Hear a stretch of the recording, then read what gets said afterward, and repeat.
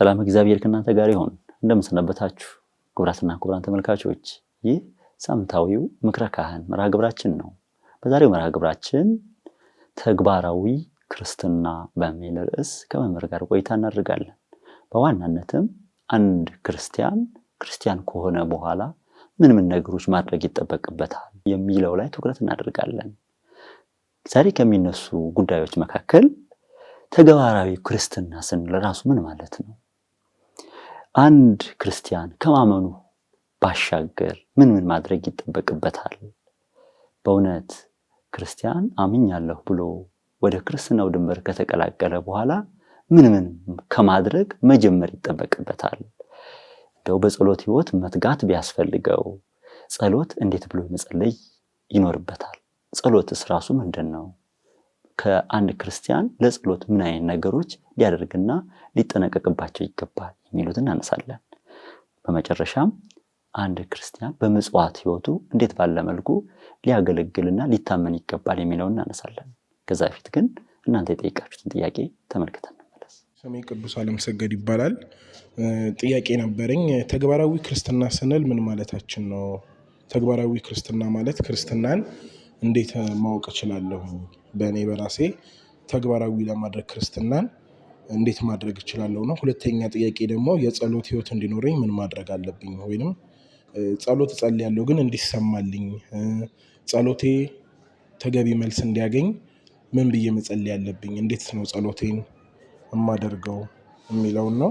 ሶስተኛ ጥያቄ ደግሞ የይቅርታ ህይወት እንዲኖረኝ ምን ማድረግ አለብኝ? ይቅርታ ከላይ ሰውነት ይቅርታ ይጠይቃል፣ ውስጤ ደግሞ ፍላጎት አይኖረውም። ወይንም ከላይ ላይ ሰውን ይቅርልና ውስጤ ደግሞ ቂም ይይዛል። ስለዚህ እነዚህን ነገሮች እንዴት ማስተካከል እችላለሁ? አመሰግናለሁ። ነጻነት እባላለሁ። የመጀመሪያው ጥያቄ በህይወታችን ስለ ክርስትና ስንማር የተለያዩ ነገሮችን በህይወታችን ማድረግ ያለብን ነገሮች አሉ። ስለዚህ ያንን ተግባራዊ ክርስትና ስንል ምን ለማለት ፈልገን ነው? ስለሱ ትንሽ ማብራሪያ ቢሰጠን። ሁለተኛው ጥያቄ ደግሞ በህይወታችን እኛ ስንኖር ለሰዎች መስጠት፣ ምጽዋት ማቅረብ፣ የተለያዩ ነገሮችን ማድረግ አለብን በክርስትና ህይወታችን። ስለዚህ የምጽዋት ህይወታችን እንዲኖረው ምን ማድረግ ነው ያለብን? ወይ አንድ ሰው የምጽዋት ህይወት እንዲኖረው ምን ማድረግ አለበት ነው ሁለተኛ ጥያቄ። ሶስተኛ ጥያቄ ደግሞ እኛ በክርስትና ህይወታችን ስንማር ስለ ሚስጥራት በቤተክርስቲያን ተምሬያለሁ። ሚስጥራትን የመሳተፍ ህይወት እንዲኖረው ህይወቴ ምን ማድረግ እንዳለብን።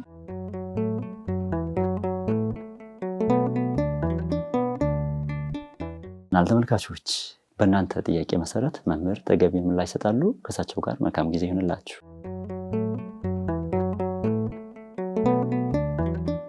ተግባራዊ ክርስትና ወደሚለው ቀጥታ ከመግባታችን በፊት ራሱ ሃይማኖት ማለት ምን ማለት ነው የሚለውን ስናይ ሁለት ነገሮች አሉት፣ ወይም ኤሌመንት ልንላቸው እንችላለን። ሁለት ነገሮች አሉት ሃይማኖት ላይ፣ ማመንና መታመን የሚባል ማለት ነው።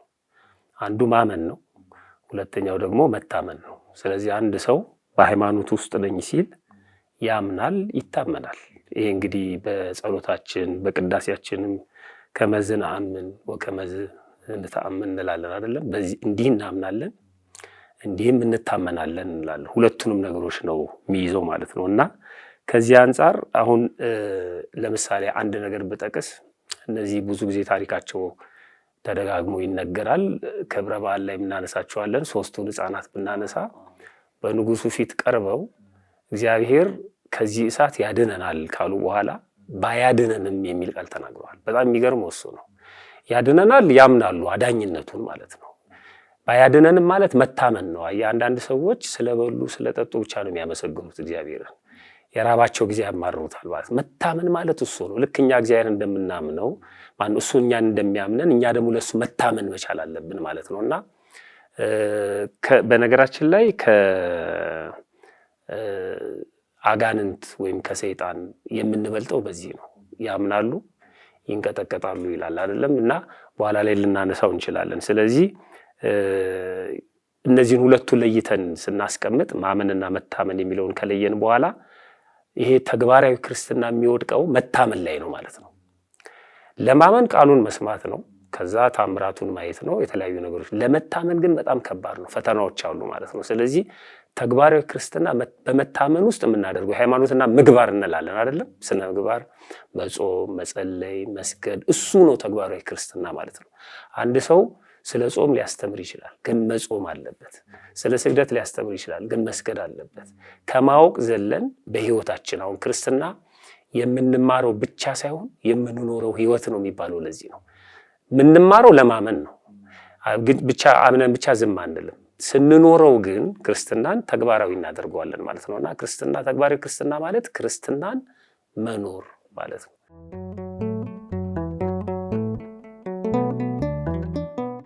ከማመን በዘለለ ተግባራዊ ክርስትናን መፈጸም አለበት ማለት ነው። በቀጥታ ተግባራዊ ክርስትና ውስጥ መግባት አለበት። በዚህ በሐዋርያው ያዕቆብ መልእክት ላይ በምዕራፍ 2 ቁጥር 14 ላይ ወንድሞች ሆይ እምነት አለኝ የሚል ስራ ግን የሌለው ሰው ቢኖር ምን ይጠቅመዋል? እምነቱስ ሊያድነው ይችላልን? ይላል። አይ ከማመን በዘለለ እምነቱ ብቻ ያድነዋል? በጭራሽ መስራት አለበት። ሃይማኖቱ የሚፈቅደውን ሕጉና ስርዓቱ የሚያዘውን መፈጸም አለበት ማለት ነው። ከዛ ይቀጥልና ወንድም ወይም እህት ራቁታቸውን ቢሆኑ የዕለት ምግብ ቢያጡ ይላል። ሁለት ነገር ነው የቸገራቸው። አንደኛ እርቃናቸው ናቸው፣ የዕለት ምግብ ደግሞ የላቸው። ከዛ አንድ ሰው ይመጣና ምን ይላቸዋል? በደህና ሂዱ፣ እሳት ሙቁ፣ ጥገቡ ቢላቸው። አየው ልክ ነው። እሳት ቢሞቁ ራቁታቸውን ስለሆኑ ለጊዜው ጊዜያዊ ሙቀት ሊያገኙ ይችላሉ።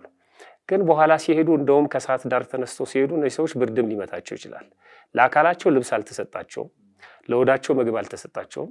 ግን እሳት ሙቁ ነው ያላቸው። በጣም የሚገርም ፍልስፍና ነው በነገራችን ላይ የተናገረው ቅዱስ ያዕቆብ። እና ከናንተ አንዱ በደህና ሂዱ፣ እሳት ሙቁ፣ ጥገቡ ቢላቸው ለሰውነት ግን የሚፈልጉትን ባትሰጧቸው ምን ይጠቅማቸዋል ይላል። ስለዚህ አንድ ሰው ዝም ብሎ አምናለሁ ቢል የማይታመን ከሆነ ወይም ተግባራዊ ክርስትናን በተግባሩ የማይገልጠው ከሆነ ለነፍሱ ምንም የሚጠቅማት ነገር የለም ማለት ነው። ከዚያ ይቀጥልና እንደዚሁም ስራ የሌለው እምነት ቢኖር በራሱ የሞተ ነው። ነገር ግን አንድ ሰው ይመጣና አንተ እምነት አለ፣ እኔም ስራ አለኝ፣ እምነትን ከስራ ለይተህ አሳየኝ፣ እኔም እምነቴን በስራ ያሳያለሁ ይላል። አሁን አንድ ሰው ሃይማኖተኛ ነኝ ብሎ ይናገራል። እሺ ሃይማኖትን አሳየኝ ብትለው ኦሬዲ አሁን ሰው ዞሮ የአንገቱን ማተብ ሊያሳይ ይችላል። ይሄው ማተብ ሊል ይችላል። ወይም ደግሞ በንግግሩ ሃይማኖቱን ሊገልጽ ይችላል። እንደሱ አይደለም። ሃይማኖት የምትገለጠው በተግባር ነው። የሶስቱ ህፃናት እምነታቸው የተገለጠው እሳት ውስጥ ገብተው ሲወጡ ነው። ቢፈሩ ቢደነግጡ አያድነንም ቢሉ እግዚአብሔርን ቢጠራጠሩት ኖሮ ንጉሱ እንኳን እንዲቀየር ያደረገው በንግግራቸው አይደለም። በንግግራቸውማ ብሏል እኮ እግዚአብሔር የሚባል አምላክ አለ፣ ላቆምከው ምስል አንሰግድም ሲሉት እስኪ ከጄ ማን እንደሚያድናቸው አያለው አለ። አያምንም እሱ ንግግሩ። በተግባር ግን እምነታቸውን ገለጡ። ያኔ ነው የምታሳየው። ሃይማኖት የሚጨበጥ የሚዳሰስ የሚሆነው በዛ ነው። ስለዚህ ሰው ከእምነት በዘለለ ባለባበሱ፣ ባነጋገሩ፣ በሚውልበት ቦታ በአጠቃላይ በክርስትናን በህይወቱ መተግበር አለበት። ክርስትናን ተግባራዊ ማድረግ አለበት፣ ኑሮው ማድረግ አለበት ማለት ነው። አንተ ከንቱ ሰው ካለ በኋላ እምነት ከስራ ተለይቶ የሞተ መሆኑን ልታውቅ ትወዳለህን? ሃይማኖት በባህሪው ሙት አይሆንም፣ ግን እኛ ጋር ሲደርስ ሙት ይሆናል። ለምንድን ነው? ባህር የከፈሉት በዚህች ሃይማኖት ነው። ደመና ጠቅሰው የሄዱት አባቶቻችን በዚህች ሃይማኖት ነው። በዚህ ሃይማኖት ከእግዚአብሔር ጋር ተነጋግረዋል። እሷ ሃይማኖት እኛ ጋር አለች። እኛ ጋር ስትደርስ ግን ምግባር ከሌላት ሙት ትሆናለች ማለት ነው ያቺ ሃይማኖት። ስለዚህ ከምግባር ከተለየ በአንተ ውስጥ ያለችው ሃይማኖት ስራ አትሰራም ነው የሚል እና ስለዚህ ሰው ከማመን በዘለለ እምነቱን በተግባር መግለጥ አለበት። በስልጣናቸው ይመካሉ፣ ይኮፈሳሉ። የሚታይ ነገር አለ ፊት ለፊት የምንሰማው የምናዳምጠው። ህይወቱን ግን እየኖሩት አይደለም። በሌላ ቦታ የተናገረው ለዚህ ነው። በሙሴ ወንበር ላይ መቀመጣቸውን ገለጸ አይደል? ጸሐፍት ፈሪሳውያን በማን ወንበር ላይ ነው የተቀመጡት? ስልጣኑን ይዘውታል ነው የሚለው። በሙሴ ወንበር ላይ ተቀምጠዋል ማለት ስልጣኑን ይዘውታል። ነገር ግን የታዘዙትን ለእናንተ የሚያዙትን በጣታቸው ጫፍ እንኳን አይነኩትም። ከተግባር ክርስትና የጸዱ ናቸው ማለት ነው። ከነሱ ጽድቅ የእናንተ ጽድቅ መብለጥ አለበት። እነሱ እንደሚያወሩት ማውራት ሳይሆን እነሱ የማያደርጉትን የሚያወሩትን ማድረግ አለባችሁ ነው እያለን ያለው። ስለዚህ አንድ ሰው ከእምነት በዘለለ ተግባር ውስጥ መግባት አለበት ሁልጊዜ። ግን ቀስ በቀስ ሊመጣ ይችላል። እሱ በጸሎት ህይወት ይመጣል፣ ወደ ቤተክርስቲያን በመገስገስ ይመጣል። የሚቀርብልን ማዕድ ባርኮ ከመመገብ ይጀምራል። በዝርዝር ወደታች ልናየው እንችላለን። ያመኑት እነዚህ ምልክቶች ይከተሏቸዋል ነው ያለው። በጣም ከባድ ቃል ነው። ዘሪቨርስ ነው። አሁን ያለው ሰው ምንድን ነው የሚከተለው? ምልክት ነው የሚከተለው። አየህ፣ ምልክት እየተከተለ ከሄደ እያመነ አይደለም ማለት ነው። የሚያምን ሰው ምልክት ወደሱ ይመጣል እንጂ ምልክት እያደረገ ይሄዳል እንጂ ምልክት እያያሄድ። አሁን ዓለም እንደሱ ነው። የኛ ምዕመናን በጣም የሚያሳዝኑት እዚህ ቦታ ጸበል ፈለቀ፣ እዚህ ቦታ አጥማቂ ያለ ምናምን የሚሄዱት ስላላመኑ ነው፣ ስላልተረዱት ነው። አየህ፣ ተግባራዊ ክርስትና ውስጥ ቢገቡ ኖሮ ምንም የሚያስጨንቃቸው ነገር ሁሉ አይኖርም። ለእምነታችን ምልክቱ ታምራት ከኛ ጋር ነው የሚሆኑት እንጂ እኛ ታምር ተከታዮች አንሆንም። ስለዚህ ተግባራዊ ክርስትና ከዚህ ሁሉ ነው የሚጠብቀን።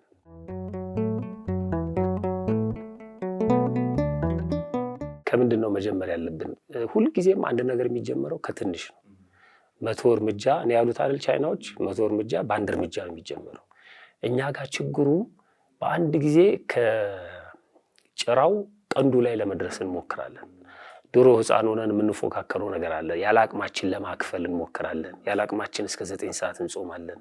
ያለ አቅማችን ቆሜ ነው ማስቀድሰው ምናምን እንላለን። ሲደክመን አናርፍም። ከዛ እንወድቃለን። ከዛ ከቤተክርስቲያን እንወጣለን። እና ይሄ ልክ የህፃን አይነት ጸባይ ሁሉንም መጨበጥ አለብኝ ዛሬውን ሁሉም በጭራሽ ሁሉም ነገር በሂደት ቀስ በቀስ ነው መጀመር ያለበት። ስለዚህ ወደ ተግባራዊ ክርስትና ለመግባት ከምንድን ነው መጀመር ያለብን የሚለው የመጀመሪያውና ዋናው ከመማር በቃ መማር አለብን፣ መጠየቅ አለብን። ከዛ ስንማር እናውቃለን ማለት ነው። ከመማር ከማወቅና ከመረዳት ነው መጀመር ያለብን። ሰው እንጠይቀው። እኔ በትንሹ አሁን ለበዓለ ሆሳዕና ወደ ቤተክርስቲያን ስንሄድ ዘንባባ ይሰጠናል። ያን ዘንባባ ጣታችን ላይ እናደርገዋለን፣ ግንባራችን ላይ። ለምንድን ነው? አይ መልስ የለንም። እና ሰፈር ውስጥ ጓደኞቻችን ይጠብቁና ዛሬ ደግሞ ቄሱ ዘንባባ አድርገህ መጣ አይደል? ከዛ በኋላ ታቆማለህ ብለን ድንጋይ ነው የምናነሳው። አይ ለምን ተቀበል ነው መጀመሪያ። ከዛ በኋላ ከፍ ካለ ደግሞ ምንድን ነው የምናመጣው? ምን አውቃለሁ ቄሶቹ ናቸው የሰጡኝ እንላለን። በጣም ነውር ነው። በቃ ማስቀመጥ አለብን። ካልገባን አስቀምጠን ነው መውጣት ያለብን። ለምንድን ነው ዘንባባ የሚሰጠው? ለምንድን ነው ቄጠማ የሚሰጠው? እና ማንኛውን ነገር ከማድረጋችን በፊት ለምንድን ነው የምናደርገው? ለዛ ነገር ከበሮ ብድግ አድርገን እንመተዋለን።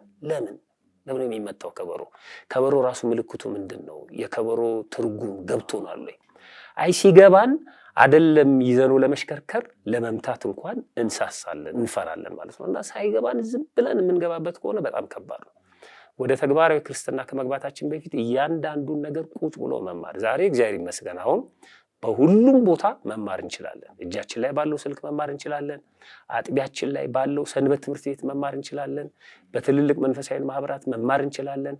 በየሰንበት ቤቱ ቤተ መጻሕፍቶች አሉ። በፍጹም ከኛ ስንፍና ውጪ እንዳንማር የሚያደርገን ምንም ነገር የለም። የድሮዎቹ እንኳን በስባ ብለው ነው፣ በጣም ከባድ ነበር። አሁን ቁጭ ብለን አውደ ምሕረቱ ላይ ትምህርት ይሰጣል። የማታ ጉባኤ አለ፣ የሰራተኛው ጉባኤ አለ፣ ተከታታይ ትምህርት አለ፣ ኮርስ አለ፣ ምን የሌለ አለ። ሰንበት ትምህርት ቤቱ ራሱ በእድሜ ከፋፍሎ ማስተማር ነው ጀምሯል።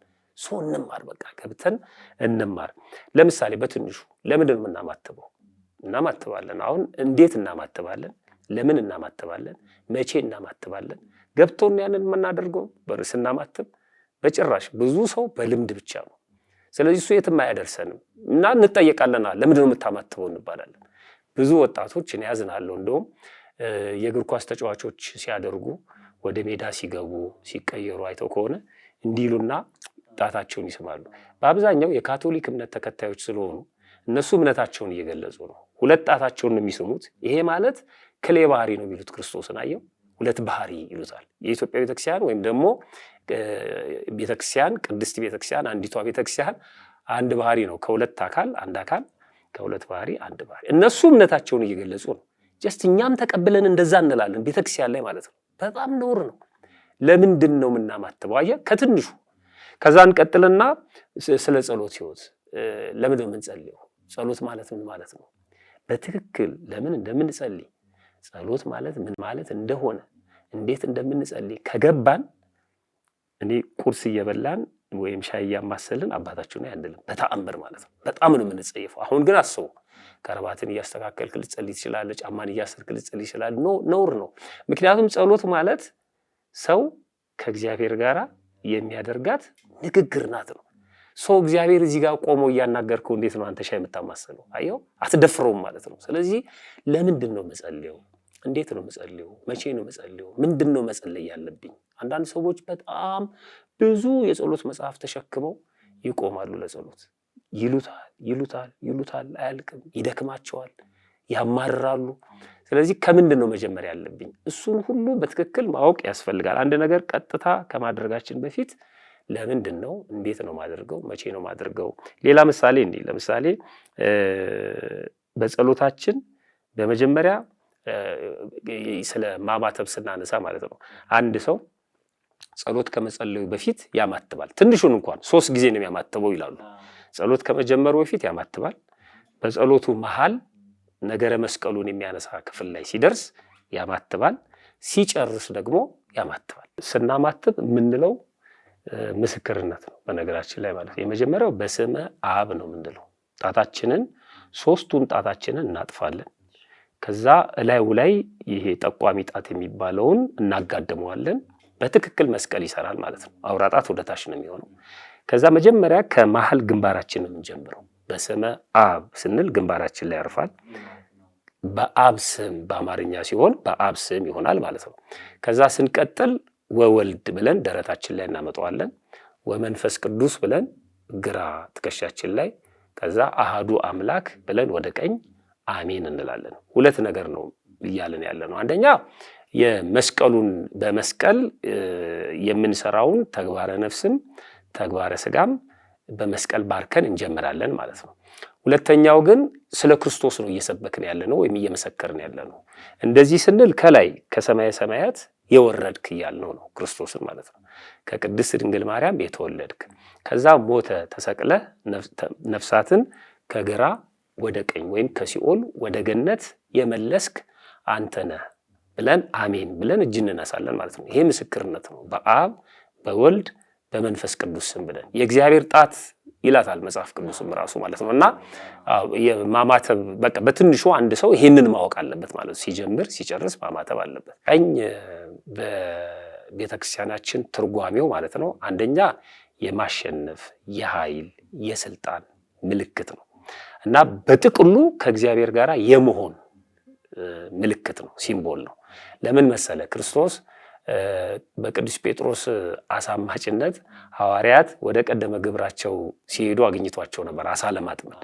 እኔ አሳ ላጥምድ እሄዳለሁ ከኔ ጋር የሚሄዳለ ብሎ ቅዱስ ጴጥሮስ ይዟቸው ሄዶ ነበር። ለምን? ክርስቶስ በቃ የነገራቸው ነገር በሙሉ ከንቱ የሆነ መሰላቸው። ትንሣኤውን ስላላዩ ተሰቀለ፣ ሞተ፣ በቃ ብለው ማለት ነው። ወደ ጥብርያዶስ ነው የሄዱት። ከዛ እዛ ጥብርያዶስ ባህር ላይ ሌሊቱን ሙሉ ደከሙ፣ አሳ ግን የለም። ሌሊት ኢኒሴንስ ሌሊት ማለት ክርስቶስ የሌለበት ህይወት ማለት ነው። ትተውት ነው የሄዱት። ክርስቶስ የሌለበት ህይወት ሌሊት ነው። እኔ ዓለም ብርሃን ነኝ ብሏል አይደለ? ያለ ክርስቶስ ሄዱ። ኑ ሰው ታጠምዳላችሁ ብሎ ጠርቷቸው ታንኳቸውን መርባቸውን ጥጠው ተከትለውት፣ በኋላ ላይ ግን ትተውት ስለሄዱ ሌሊት ሙሉ ደከሙ። በጣም የሚገርመኝ አሳ በማጥመድ አንደኞች ናቸው፣ ልምድ አላቸው። ታንኳ በመቅዘፍ በመዋኘት ልምድ አላቸው። እዛው በጥብርያዶስ በገሊላ አካባቢ ያደጉት፣ ግን አቃታቸው እና ክርስቶስ መጣ። ከዛ መረቡን በስተቀኝ ከኔ ጋር ስሩ ነው፣ በቃ ሌላ ነገር እኮ አይደለም። ግራ የዲያብሎስ ነው።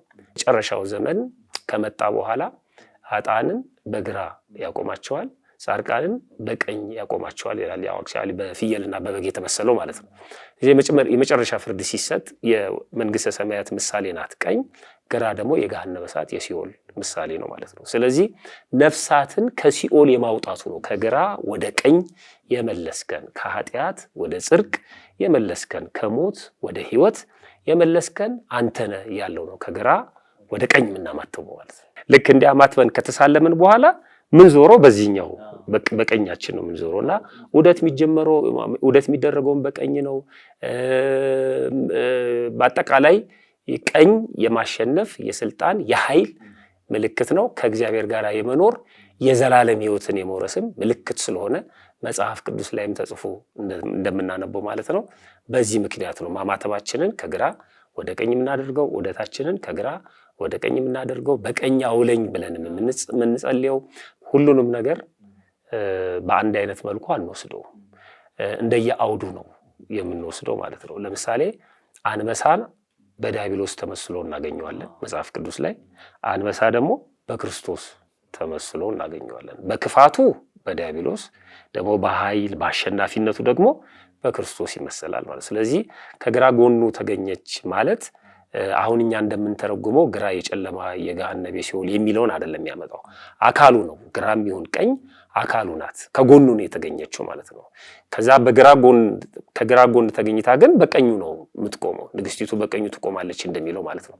ስለዚህ እንደየአውዱ ይለያያል እንጂ የእሷን ታናሽነት ለመግለጽ አይደለም።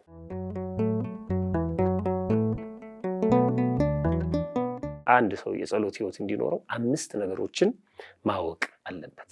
ከ5ቱ ነገሮች ቀዳሚው የመጀመሪያው የጸሎት ምንነትን በደንብ መረዳት አለበት።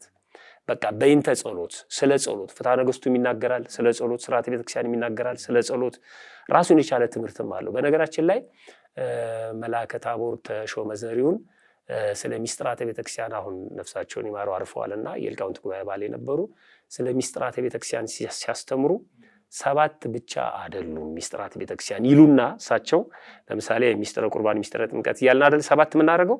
ሚስጥረ ጾም ራሱ ጾም ሚስጥር ነው።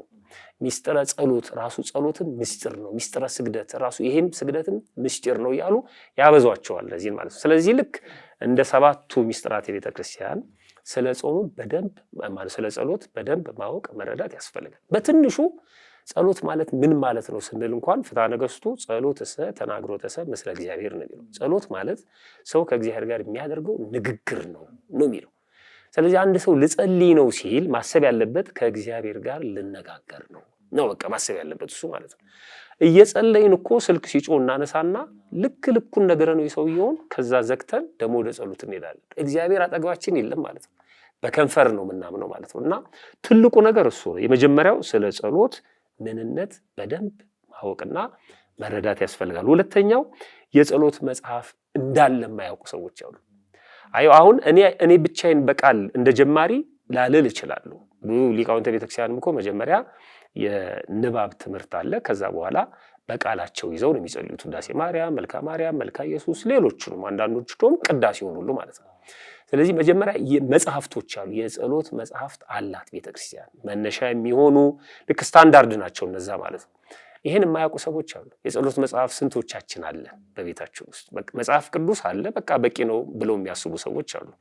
መጽሐፍ ቅዱስ ትክክል ነው። ጸሎት አለው፣ ትምህርት አለው፣ ታሪክ አለው፣ ብዙ ነገር አለው። ከዛ ውስጥ አውጣተን ነው መዝሙረ ዳዊት ራሱ ሙሉ ለሙሉ አይጸለይም። በቀን ተከፍሎ ነው የሚጸለየው አይደለ? ስለዚህ የጸሎት መጽሐፍት የሚባሉ አሉ። አንዲት እህታችን ሻሸመኔ ላይ ነው ያለችውና አንድ ወንድማችን አርፏል ነፍሱን ይማረው ሲነግረኝ ውዳሴ ማርያም ገዝቼ ሰጠዋት አለ። እንቺንን አንብቢ ተጠቀሚበት ብዬ ማለት ነው። ከዛ በኋላ ማታ ጉባኤ ላይ ነበር የሰጠዋት እና በሚቀጥለው ቀን ማታ ስንገናኝ በጣም ምርጥ መጽሐፍ ናት እግዚአብሔር ይስጥልኝ ጨርሻታለሁ አለችኝ። በቃ የዳር እስከ ዳር አንብባ ጨረሰችው አለ። ኢኒሴንስ ብዙ ሰዎች አሉ የጸሎት መጽሐፍ የማያውቁ አለ። የዘወትር ጸሎት አለ፣ የዕለት ጸሎት አለ። ስለዚህ እነዚህን ማወቅና ከሊቃውንት ቤተክርስቲያን ጋር ተነጋግሮ ትክክለኛ ቦታ ጠቅላይ ቤተ ክህነት ትንሣኤ ዘጉባኤ ማተሚያ ቤት ራሱ ሱቅ አለው። የማውቅሳን ሱቆች አሉ። በየቤተ ክርስቲያኑ ደግሞ የሰንበት ትምህርት ቤቶችና የሰበካ ጉባኤ ሱቆች አሉ። እንደው ሜዳ ላይ የሚሸጠውን አይደለም፣ በየመኪናው በየምናሙኑ የሚሸጠውም አይደለም። የጸሎት መጽሐፍ በየመንደሩ እየታተመ ስለሆነ ህጋዊ ከሆኑ ተቋማት እነዚህን የጸሎት መጽሐፍቶች ገንዘብ ማድረግ ያስፈልጋል። 2 ሶስተኛው የምንጸልየውን መምረጥ ማለት ይሄ ይሻለኛል ብሎ ፒክ ማድረግ አይደለም። እንደ አቅማችን መድኃኒት ነው ጸሎት። ስለዚህ መድኃኒት ደግሞ ኦቨርዶዝ እንዳይሆን ራሱን የቻለ ልክ መጠን አለው እና አንድ ጀማሪ ምንድነው መጸለይ ያለበት? አንድ ወጣኒ፣ አንድ ማዕከላዊ፣ ከዛ ፍጹማን እያለን ነው የምንሄደው። ምግብ እንኳን ስንበላ ሲስማማን ሲያገሳን ነው ወደሚቀጥለው የምንሄደው እንጂ ዝም ብለን በላዩ አንመገብም አይደለም። እና አንዳንድ ሰዎች እንደዚህ ናቸው፣ ዝም ብሎ ይጸልያሉ። አንዳንድ ሰዎች ደግሞ የሚነግሯቸው እንትን ጸሎት ጥሩ ነው አሉ፣ ስለዚህ ብትጸልዩ ይገዛዋል። እንትንም ደግሞ ጥሩ ነው ይገዛዋል። ከዛ ወደ መሰልቸት ይመጣል። አየህ፣ አንድ መኪና ከጭነት በላይ ከተጫነ ባሌስትራው ነው የሚሰበረው። ዝም ብለህ ከአቅም በላይ የሆነ ነገር ወደ ውስጥ ባስገባህ ቁጥር መጨረሻ መሰላቸት ይመጣል። ከዛ በኋላ በቃ አለመጸለይ ይመጣል። ከዛ መጠራጠር ይመጣል። ከዛ መካድ ይመጣል። ጸሎት ምን አደረገልኝ ወደምትለው ትመጣለህ ማለት ነው። ስለዚህ ምን ጸልዮን መምረጥ የመጀመሪያው ማንኛውም ሰው ሊጸልይ የሚገባው ከዘወትር ጸሎት ጀምሮ የዕለት ውዳሴ ማርያም ነው። የመጀመሪያ አንድ ክርስቲያን ማለት ነው። በአማርኛም ተዘጋጅቷል፣ በግዕዝም አለ፣ የሰኞ የማክሰኞ ተብሎ ማለት ነው። ከዛ በኋላ ወደ መዝሙረ ዳዊት ከፍ እያለ ሄዳል። እንደዛ ያረገ መልካ ማርያም መልካ ኢየሱስ እያለ ግን እንደ አቅሙ ማለት ነው። ይሄን ከንስሐ አባቱ ጋር በየአጥቢያው ያሉ የቤተክርስቲያን አባቶች አሉ፣ መምህራን አሉ። ከነሱ ጋር ተነጋግሮ የሱን ባክግራውንድ አውቄ ይሄ ሰው ወደ ቤተክርስቲያን ከመጣ ገና ጥቂት ጊዜው ሊሆን ይችላል፣ ስለ ጸሎት ምንም ላያውቅ ይችላል፣ አቡነ ዘበሰማያትን ብቻ ሊበቃው ይችላል ያ ሰው ማለት ነው። ስለዚህ በአግባቡ መጸለይ እንዲችል የምንጸልየውን ጸሎት መምረጥ ማለት ሶስተኛው ነው። አራተኛው የጸሎት ሰዓትና ቦታ መለየት። ጸሎት መስዋዕት ነው፣ ለእግዚአብሔር የምናቀርበው መስዋዕት ማለት ነው። ለእግዚአብሔር መስዋዕት ሲቀርብ ሰዓት አለው፣ ጊዜ የምንለው ቦታ አለው፣ ደግሞ ዝግጅት አለው። አሁን ቅዳሴ የትም አይቀደስም አይደለም። ቅዳሴ ለመቀደስ ምናሟላቸው ኳሊፊኬሽኖች አሉ። አንዱ ቤተክርስቲያን ነው፣ ከዛ ታቦት ነው፣ ከዛ ጸጥታ፣ የግል ጸሎት ሁሉ ይቀራል አይደል? ሰዓት አለው። ስለዚህ እኔም የጸሎት ሰዓት ሊኖረኝ ይገባል። ስለዚህ አንድ ሰው የጸሎት ጊዜ እና ቦታ ሊኖረው ይገባል። ለምሳሌ የሚመረጠው ሁልጊዜም ለጸሎት የሚመረጠው ጠዋት ነው። ጠዋት ከእንቅልፉ ሲነቃ አንድ ሰው ንጽህናውን ጠብቆ ከተግባረ ሥጋው ቀድሞ ከእግዚአብሔር ጋር መነጋገር አለበት። ምክንያቱም ሌሊቱን በሰላም አሳልፎ ቀኑን ደግሞ ጨምሮለታል። የሚያመሸው የሚያነጋው እግዚአብሔር ነው። የኛ አስተዋጽኦ ምንም የለም። ተኝተን ለመነሳታችን ምንም የኛ አስተዋጽኦ የለም። ስለዚህ ለሱ ተገቢውን ምስጋና ማቅረብና መለመን ይገባል።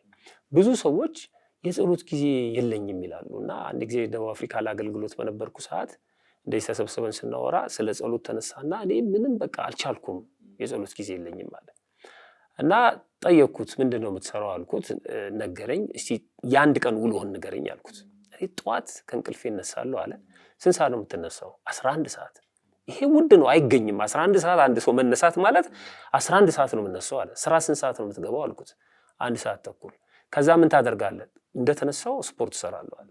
አዮ መቅደም የሚገባውን ነገር ማስቀደም ሲገባ መቅደም የማይገባውን ያንቀስ ብሎ ማታ ሊሰራው ይችላል። ስፖርቱ ችግር የለበትም። ቀን ከሰዓት በኋላም ሊሰራው ይችላል። በየጂሙም ሊሰራ ይችላል፣ በየመናፈሻውም። ጠዋት ግን ያቺ እግዚአብሔር ናት እና ጠዋት 11 ሰዓት ተነስተ ስፖርት የምትሰራ ከሆነ 30 ደቂቃ እንዴት ለእግዚአብሔር መስጠት ያቅታል? እና ከነከነው እሱ ራሱ ማለት ነው። ስለዚህ ጠዋት ማሸጋሸግ እንችላለን ማለት ነው። ጠዋት ባደረ አፋችን ባደረ ሆዳችን መጀመሪያ ማመስገን ያለብን እግዚአብሔር ጠዋት ቢሆን ይመረጣል። ምን ጠዋት ላይ ደግሞ በጣም ማንችል ከሆነ ደግሞ ከሰዓት በኋላም ሊሆን ይችላል፣ ማታም ሊሆን ይችላል። ግን የአንድ ማናቋርጠው ከማንም ሰው ጋር ማንደራደርበት የጸሎት ሰዓት፣ የጸሎት ጊዜ፣ የጸሎት ቦታ። መካነ ጸሎትን ቢኖረን ጥሩ ነው። ለምሳሌ ባለትዳር ከሆነን ቤት ያለን ሰዎች ከሆነን መካነ ጸሎት በጥሞና የምንጸልይባት ቅዱሳት ስዕላት አድርገን ወደ እግዚአብሔር የምንጮህባት ትንሽዬ በመጋረጃም ልንከልላት እንችላለን። የሆነ ኮሪደር ላይ ልናደርገው እንችላለን። ካለን ደግሞ ቦታ ሰጥተን በርና መስኮት ኖሮት ልናደርግ እንችላለን እና ቤታችን ውስጥ ለእግዚአብሔር የተጠበቀ ከእግዚአብሔር ጋር የምንነጋገርበት የጸሎት ቤት ሊኖረን ይገባል ማለት ነው። የጸሎት ሰዓትና ቦታን መለየት ነው። ይሄ አራተኛው ነው። አምስተኛውና የመጨረሻው ኮሚትድ መሆን ነው። ለዛ ለገባንለት ቃል አሁን ለተዘረዘሩት አራቱ ነገሮች ለራስ ቃል መግባት። በቃ እነዚህን ጸሎቶች አላቋረጥም፣ በዚህ ሰዓት ከእግዚአብሔር ጋር ነው የምነጋገረው፣ ስነጋገር እንዲህ ነው ማደርገው። እንግዲህ አሁን ዝግጅቶቹን ምናምኖቹን ትቼ ነው ቅድም እንዳልኩት ከእግዚአብሔር ለመነጋገር አንድ ሰው ለምሳሌ ቤት ውስጥ ሲጸልይ አይ ቤተክርስቲያን አይደለም ቤት ውስጥ ነው ብሎ ነጠላ ሳይለብስ በቁምጣ በቦዲ በምናምን መጸለይ የለበትም። የሚቆመው በእግዚአብሔር ፊት ነው። አዮ እግዚአብሔርን ማክበር መቻል አለብን። ጽድት ብሎ ነጠላውን አድርጎ በስነ ስርዓቱ በባዶ እግሩ ቢሆን ይመረጣል። ስልኩን ዘግቶ ሬዲዮንም ካለ ዘግቶ። እኔ በጣም የሚገርም አንድ ነገር ልንገር። የሆነ ሰው ቤት በእንግድነት ሄጄ በማለዳ ነበር የሄድኩትና ከዛ አባታቸው ጸሎት እየጸለየ ነው፣ ልጆቹ አሉ እና እንዴ እናንተ ጸሎት እየጸለየ እንዴት አባታችሁ ስለው አይ ጸሎት ላይ ነው አሉኝ። አላቋርጥም ብዬ ቁጭ አልኩኝ። ከዛ ሬዲዮ ይሰማሉ እነሱ እና አባታችሁ ጸሎት እየጸለየ እንዴት ሬዲዮ ቀንሰው አልኩት፣ ልጁን ማለት ነው። ከዛ ወይ ቀንሰው ወይ ዘጋው አልኩት። ልጁ ሲቀንሰው ከፍ አድርጉት እንጂ ማን የቀነሰው አለ። እየጸለየ ማለት ለቃየ እየሰማ ነው የሚጸልየው። እኔ በጣም ነው ሾክ የሆንኩት። የሆነ ስፖርት እንትን ነበረ ይሰማል ግን ይጸልያል እና ይሄ አሁን ጸሎት አይደለም ምን በቃ ዝም ብሎ ለይስሙላ የቆመ ይንሳል በነባርም ነው በቃ እንደው መነባንም አሁን ቲያትር የሚያጠኑ ሰዎች እኮ እርግጠኛ አትረብሹኝ ይላሉ አይደል ቲያትር እንኳን ለማጥናትና በጣም ምንድነው እያደረግን ያለነው ሷየ የጸሎት ህይወቱን ጀምረናል ጸሎት ማለት ምን ማለት እንደሆነ ግን አላወቅም ስለዚህ ወደ ኋላ መመለስ አለብን በዛሬው መርሃ ግብር ብዙ በጎ ነገር እንደተማራችሁ ተስፋ አድርጋለሁ ሳምንት ደግሞ ቀጣዩን ጉዳይ ወይም በዚህ በተግባራዊ ክርስትና ላይ የሚነሱ ነገሮችን ያነሳን እንቀጥላለን እናንተም በዚህ መርሃ ግብር ላይ እንዲተላለፍ የምትፈልጓቸውን ጥያቄዎች በዩቲዩብ በኮሜንት ሴክሽኖቻችንና በስልክ መስመሮቻችን እየደወላችሁ ልትጠይቁን ትችላላችሁ እስከ ሳምንት ሰላም እግዚአብሔር ከእናንተ ጋር ይሁን ቸር ሰንብቱ